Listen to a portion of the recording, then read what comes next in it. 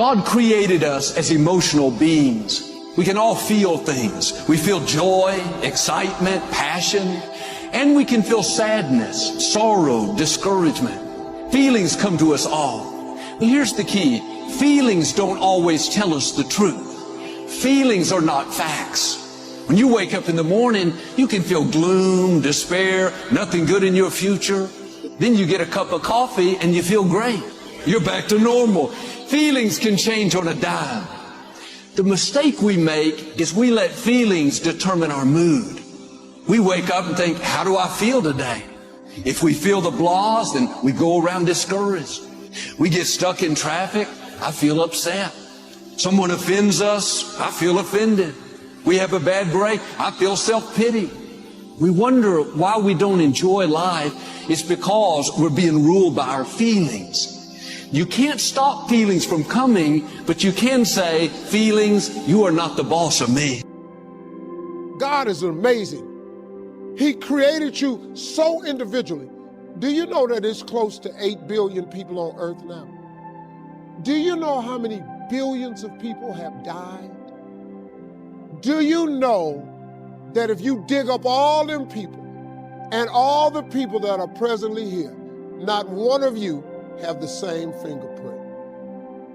Who could possibly be so precise in his infinite wisdom that ain't no two people got the same fingerprint? That's crazy, man. We are fearfully and marvelously made. We are unique, authentic, individually defined by the Master himself. There has never been another you, and there will never be another you again. God has put so much detail in the specificity that even your fingerprint stands in a category all by itself. And the gift of feelings is unique. We are created in the likeness and the image of God. God has feelings. And we need feelings. Faith and feelings are not necessarily at odds with each other. If we had no feelings, we'd have no love. And then how could God ask us to love him with all our heart and our mind and our soul if we couldn't feel anything? And so he wants us to have feelings. He doesn't want us to be led by feelings. Those feelings, as many wonderful things as they do, can also do negative things. We can get hurt in our feelings. We can get disappointed in our feelings. We can be rejected in our feelings and not even show anybody. If you break your arm, you can see a broken arm. A broken heart cannot be seen. And it is impossible to treat. There is no prescription for a broken heart that will take away that pain. You have to budget your feelings. You have to control your feelings, because if you listen at your feelings, you'll make snap decisions that you later regret. Feelings are very important to us, but they must be managed so that your feelings are not homeless. They are sheltered in your soulish man, not exhibited in your body. And so if you are wounded in your feelings, you can hide it and nobody can know it, and you can smile and say, good morning. And nobody's ever the wiser to the fact that you have a broken heart, that you don't feel comfortable on your own job, that you wonder why your mother didn't raise you, or why she treated your sister better than she treated you. Because I'm not sure that people always care about how you feel. To care about how others feel is empathy, but not everybody is equipped with the ability to be empathetic. They can be selfish. And sometimes when your feelings are wounded and you're surrounded by people that are oblivious to how you feel, you are alone even in a crowd. It is impossible for you to not have offense.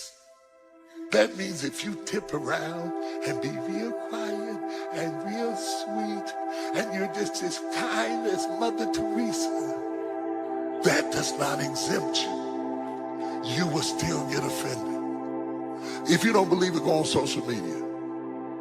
If you lose weight, they say you're too skinny. If you gain weight, they say you need to work out more.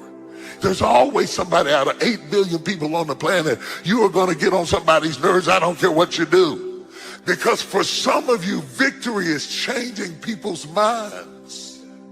And you think that if I do this well enough, long enough, right enough, get weaves in my hair, get my lips blown up, get my jaw sunk in, and take my tummy and put it behind me, it's impossible for you to live your life and not have offense.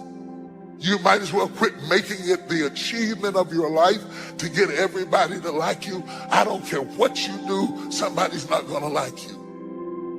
Doesn't matter how good you are, kind, upstanding, somebody's not going to like you. You don't have to try to pay people back, convince them to change their mind. Some people are never going to be for you. If you're consumed with what other people think, I've got to convince them to believe in me, then you'll get distracted and miss your destiny. Because all of us want to be liked and we want to be loved and we want to live our lives without offense. Because offense is stressful. Yeah, I know you say you don't care, but it's stressful. People will say stuff to you that will make your hair stop growing. You're going to have offense. You're going to have offense. It's going to happen sometime. But God cares about your emotional well-being. Because if you get emotionally off, it affects everything else.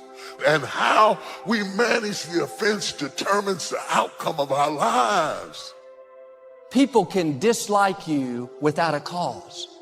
Are you going to get offended and try to straighten them out and get involved in a battle that you're not supposed to fight? The higher you go, more people will come against you. What the best strategy is to get even? Be still. And you have to decide, are you so concerned about being bitten that you're willing to spend the rest of your life laying dead? Or is there something pumping down inside of you that says, bite me or not, I'm getting up? Your job is not to change people's mind. Your job is to run your race. Them validating you is not going to move you toward your destiny.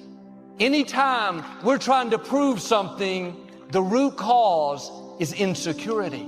It's very freeing when you understand you have nothing to prove.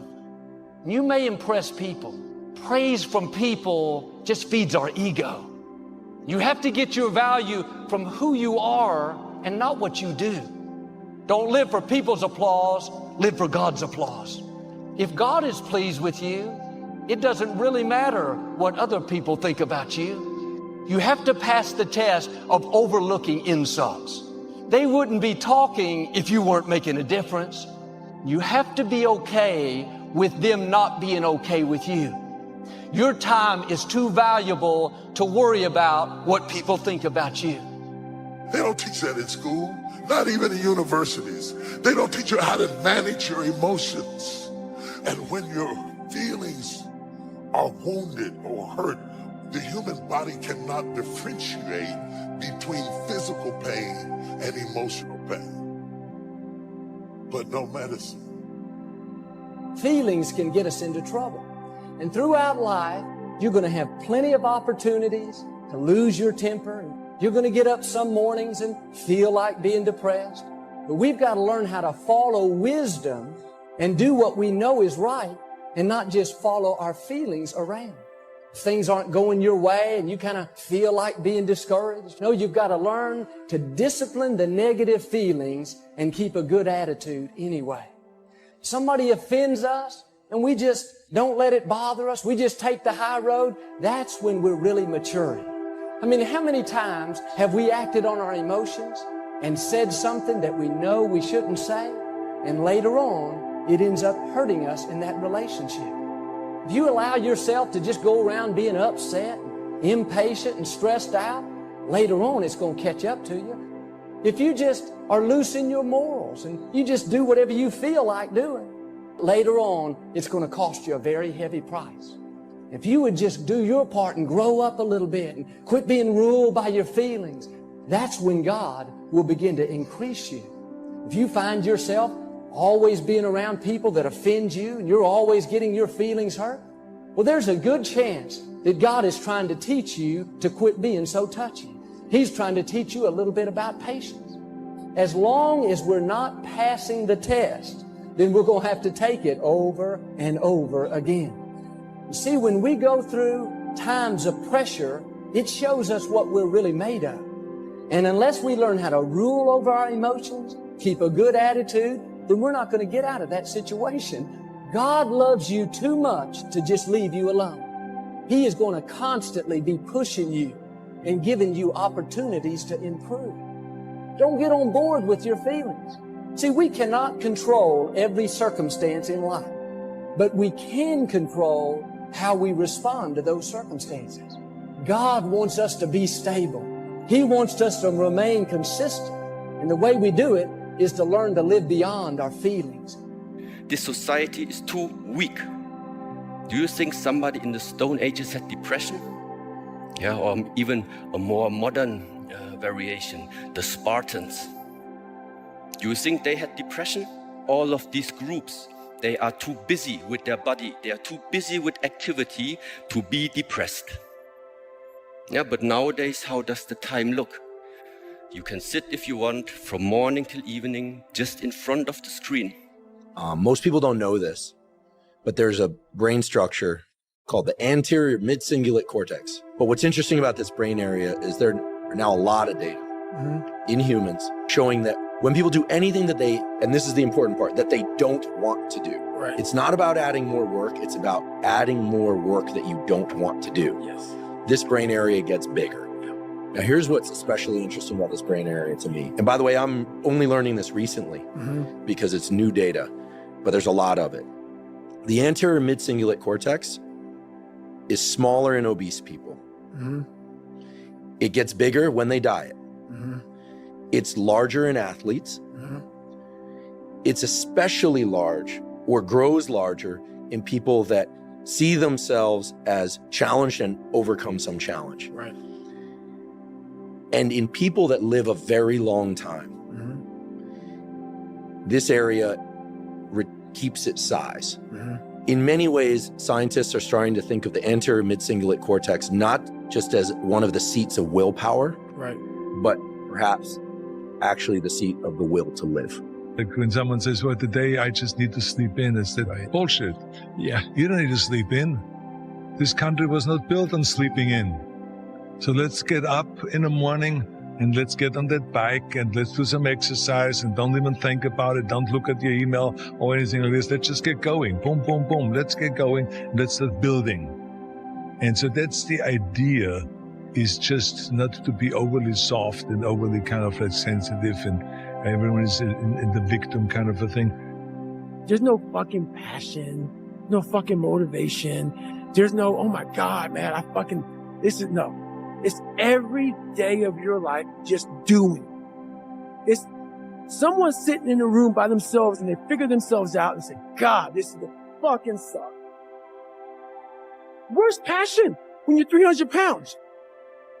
Where's the motivation when you can't read and write? Where is it?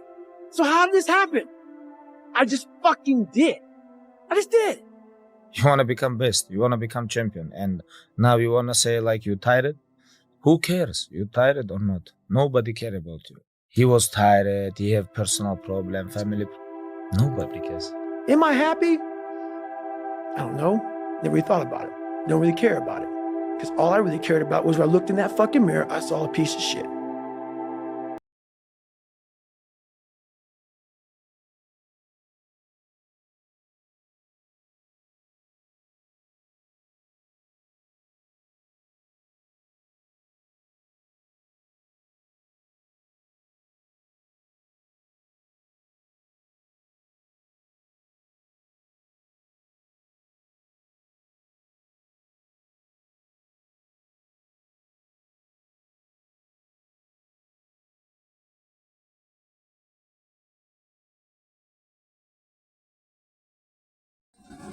The power of emotions looks as dirty.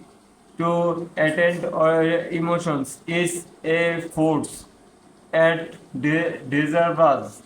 That space us that defines us. We are culture of emotions, bound by its way.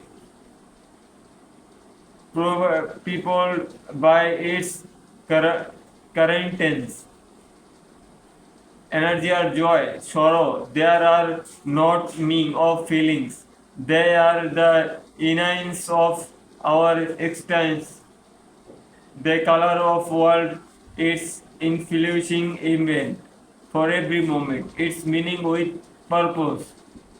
Yet we often underestimate the power of emotion. We repress it, deny it, fear it, but in doing so, we rob ourselves of the transformative potential. Emotion is not a specs that enhances resonance to the cycle of fortune. It is the whispering of creativity, the sense of disparate connections. And in the moment of darkness, it is emotions that lights the way, guiding us through the labyrinth of life, reminding us of our humanity. So let us embrace our emotions, celebrate them, for they are the threads that waves the tapestry of our existence. In the end, it's not the thoughts we think, our word we spoke, but the emotions we feel that define we are. That's it.